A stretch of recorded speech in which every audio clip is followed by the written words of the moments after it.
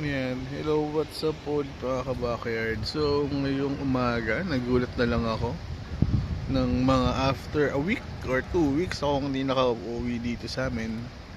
Ito na yung mga naging update niya.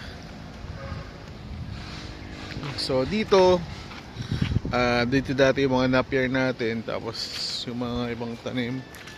So ngayon, ayan, malinis na siya.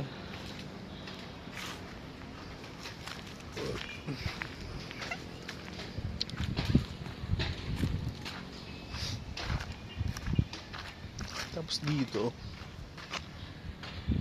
may mga pond.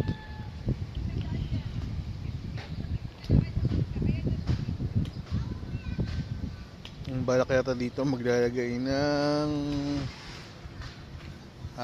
isda, fishing pond. Tapos ito, ayan, yung mga sili, yung mga, tapos nagulat ako, biglang hinukay. Ayun, no? May nakahukay dito. Gagawin yata daw tong pool.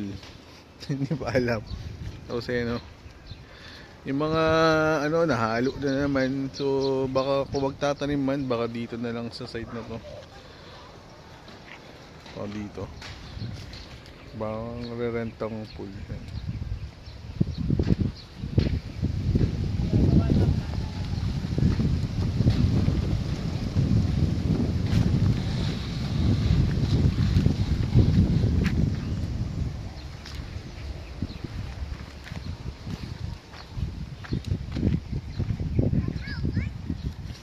So ito ngayon yung update. Yan.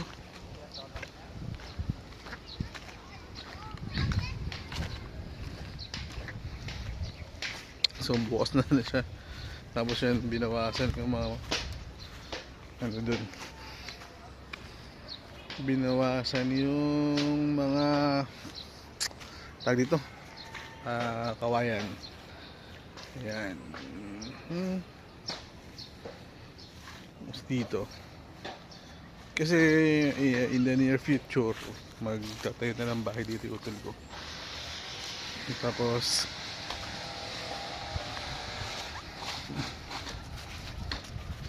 ito yung ka natin.